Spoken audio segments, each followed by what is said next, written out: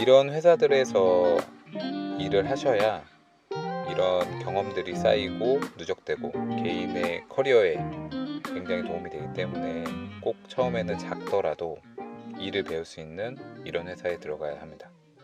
현실적으로 말씀드리면 처음부터 대기업을 가려고 하면 본인만 힘들어질 수 있습니다. 물론 상위권 대학의 스펙이 좋다면 해볼만 하겠지만 사실 대부분 그렇지 않은 경우가 많아요. 요즘은 대기업 공채가 적어지고 경력직으로 뽑는 상황인데 그만큼 경쟁률도 치열해졌습니다. 정기 취업 같은 경우는 건설사나 대기업 공장 증설 등이 그 채용 자리의 주요 공급 루트였는데 최근 경기가 어려운 상황에서 이것도 여의치 않은 게 사실입니다.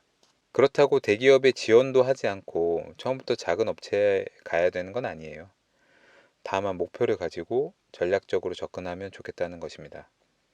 이 영상에서 그 방법에 대해서 알려드릴 테니 이 영상이 여러분께 도움이 되면 좋겠습니다. 이렇게 이야기할 수 있는 이유는 제가 사실 그랬었거든요. 욕심만 가지고 대기업에 들어가려고만 하다가 실패해서 2년간 허송세월 보내고 결국 중소기업에 취업을 했습니다. 다행히 정신을 차리고 이직 준비를 잘해서 지금은 국내 5대 대기업 계열사에서 만족하며 다니고 있습니다. 각설하고 본격적으로 말씀드리면 결론적으로 내가 원하는 기업에 취업하는 방법은 크게 두 가지가 있다고 생각을 합니다. 첫째, 좋은 스펙을 가지고 있는 경우. 이 경우는 상위권 대학의 영어도 잘하고 전반적으로 우수한 스펙을 가진 경우인데 사실 이 경우는 고민이 많이 되진 않습니다. 물론 이제 서류나 면접에서 떨어지는 경우가 있지만 수많은 지원자 가운데서 이런 좋은 스펙을 가지고 있으면 취업에 굉장히 유리한 게 사실입니다. 두 번째는 좋지 않은 스펙을 가진 경우입니다.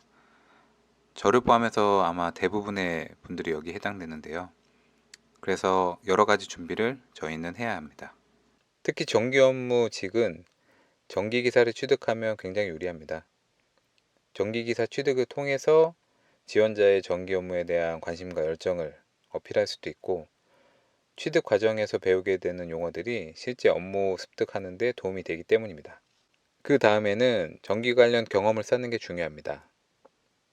방학 기간을 활용해서 정기 회사 인턴을 하면 제일 좋고 그게 아니면 정기 현장에서 단기 알바라도 하는 것이 중요합니다. 이런 경험들이 나중에 자소서에서 나를 어필하는 데 도움이 되고 실제 면접에서도 정기 업무를 하기 위해 준비해 왔다는 근거에 힘을 실어주기 때문입니다.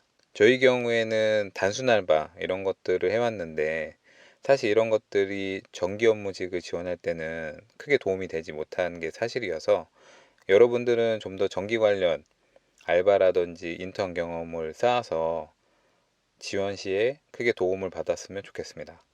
일례로 실제 단기 알바 중에서 S전자 팹 내에서 돌아다니면서 전기분전반을 하나하나씩 열고 여러 사항을 측정하는 작업인데 실질적으로 그 일은 단순하지만 팹에 들어가서 경험을 하고 거기에 있는 전기공사 장비가 들어왔을 때의 전기공사도 볼 수 있고 또 삼성전자 내에서 외부의 큰 전기공사들을 간접 체험할 수 있습니다. 이런 경험을 할 수 있다면 나중에 자소서에 쓸 때 지원 동기로 활용할 수도 있고요. 아니면 이런 경험을 통해서 내가 전기 업무에서 어떤 점이 인상 깊었고 어떤 점이 좋았다, 그리고 뭘 하고 싶다 등을 녹여내는데 굉장히 도움이 될 수 있습니다. 뭐 꼭 S전자처럼 큰 현장이 아니어도 실질적으로 알바를 할 수 있는 기회는 많이 있거든요.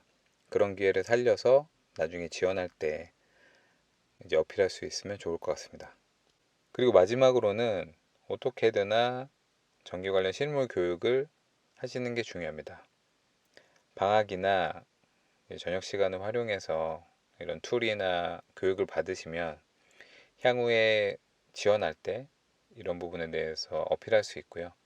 동의선상의 다른 지원자 대비해서 이런 노력들은 분명히 회사 입장에서도 좀 더 좋은 점수를 주는데 이제 도움이 될 것이라고 생각을 합니다. 하지만 그렇게 준비했는데도 불구하고 내가 원하는 좋은 회사에 들어가지 못하는 경우가 더 많습니다. 또 그게 더 안타까운 현실이고요.